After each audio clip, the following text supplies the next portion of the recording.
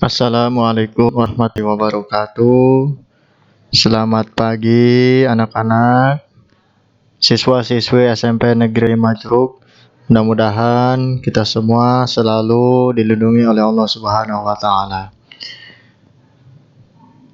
Selamat ya atas keberhasilan kalian menyelesaikan pendidikan di jenjang sekolah dasar atau madrasah ibtidaiyah dan diterima di sekolah menengah pertama negeri. Hal ini sudah seharusnya disyukuri karena keberhasilan kalian merupakan anugerah dan nikmat Tuhan Yang Maha Esa.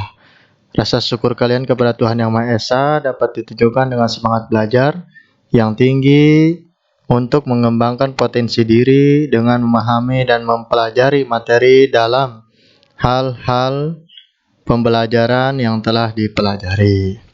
Baik. Untuk materi yang akan Bapak sampaikan yaitu perumusan dan penetapan Pancasila sebagai dasar negara.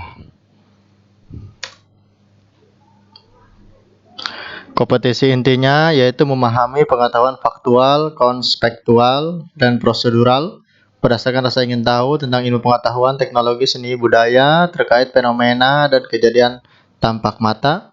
Mencoba mengolah dan menyajikan dalam ranah konkret, menggunakan, mengurai, merangkai, memodifikasi, dan membuat, dan ranah abstrak, menulis, membaca, menghitung, menggambar, dan mengarang, sesuai apa yang dipelajari di sekolah dan sumber lain yang sama dalam sudut pandang atau teori. Kompetensi dasarnya menganalisis proses perumusan dan penetapan Pancasila sebagai dasar negara. Tujuan pembelajarannya yaitu mempelajari dan memahami perumusan Pancasila sebagai dasar negara, mempelajari dan memahami penetapan Pancasila sebagai dasar negara, mempelajari dan memahami semangat dan komitmen para pendiri negara dalam perumusan dan penetapan Pancasila sebagai dasar negara. Baik, pendahuluan. Setiap negara yang merdeka dan berdaulat memiliki dasar negara sebagai pedoman dasar penyelenggaraan. Lalu, apa dasar negara Indonesia? Kapan dibentuknya? Siapa yang membentuknya? Baik, pada kesempatan yang sangat mulia ini, mari kita membahas satu persatu biar supaya kita lebih menghayati dan mendalami tentang negara kita yaitu Indonesia. 1. Pembentukan Badan Penyelidik Usaha Persiapan Kemerdekaan Indonesia BPUPKI. Pancasila sebagai dasar negara merupakan hasil perjuangan para pendiri negara. Mereka adalah orang-orang yang berjuang untuk mendirikan bangsa dan negara Indonesia. Jasa-jasanya sudah seharusnya kita kenang atau diingat, seperti yang diucapkan proklamator kemerdekaan Indonesia, yaitu Bapak Insinyur Soekarno. Jangan sekali-kali melupakan sejarah, atau yang sering kita dengar yaitu dengan sebutan jas merah. Jangan sekali-kali melupakan sejarah. Melupakan sejarah perjuangan bangsa sama dengan menghilangkan identitas bangsa. Kita sebagai generasi dari Indonesia, jangan sekali-kali melupakan sejarah, karena sejarah identik dengan jati diri kita. Ya, para pendiri negara telah merumuskan dan menetapkan dasar negara sebagai negara yang merdeka, bersatu, berdaulat, adil, dan makmur. Bangsa Indonesia mengalami sejarah yang sangat panjang dalam melawan penjajah. Kita pernah mengalami penderitaan ketika dijajah oleh Belanda.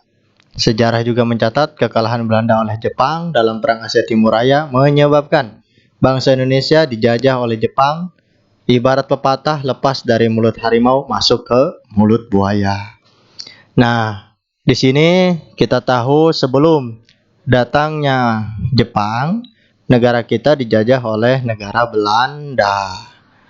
Belanda akhirnya dikalahkan oleh Jepang. Maka bukan keberuntungan yang kita dapat, tapi masih dalam penjajahan yang kita dapat.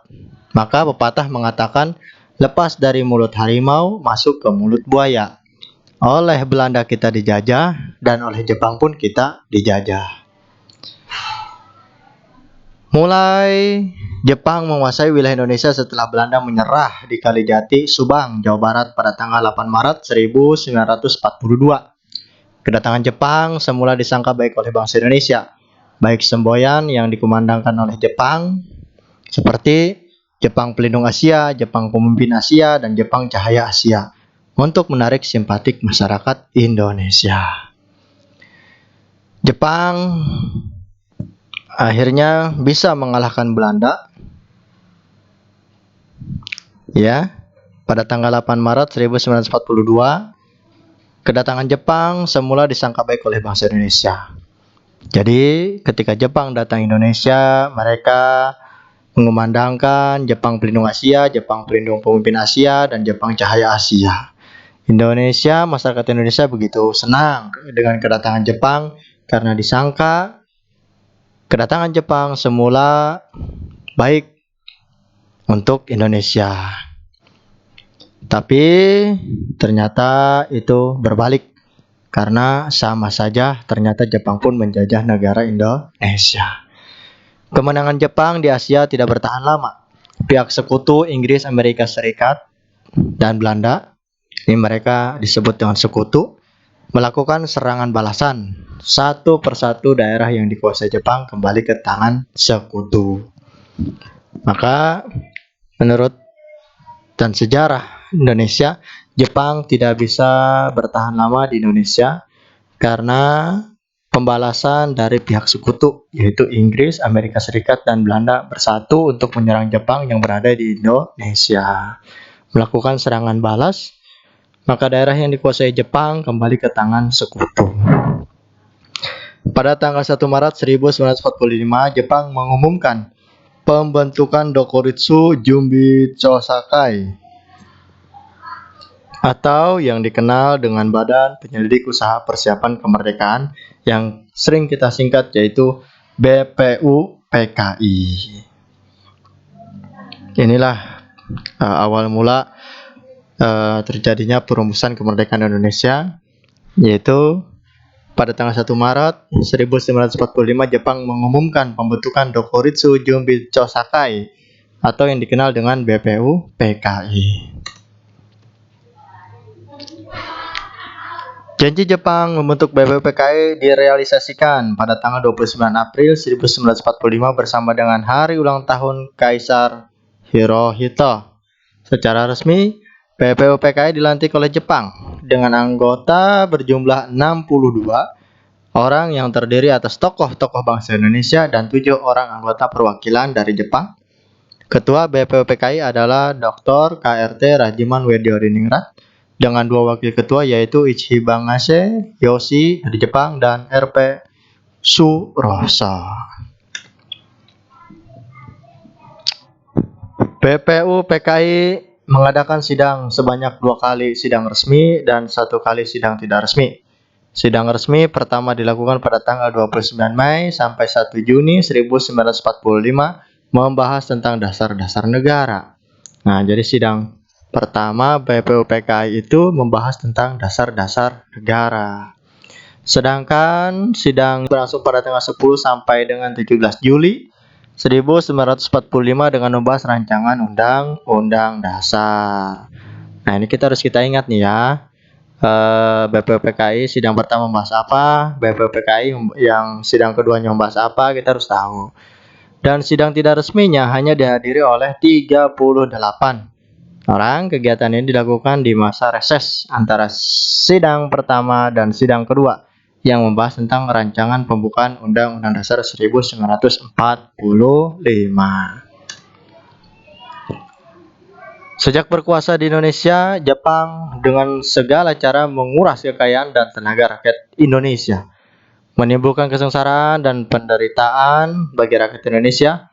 Namun penderitaan tersebut tidak menyuruti semangat pejuang kita untuk meraih kemerdekaan.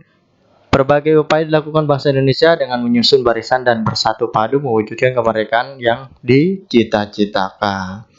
Nah, ini menurut Bapak ini adalah kunci untuk bangsa Indonesia. Karena dari dulu ini sangat manjur sekali, yaitu dengan menyusun barisan dan bersatu padu mewujudkan kemerdekaan yang dicita-citakan.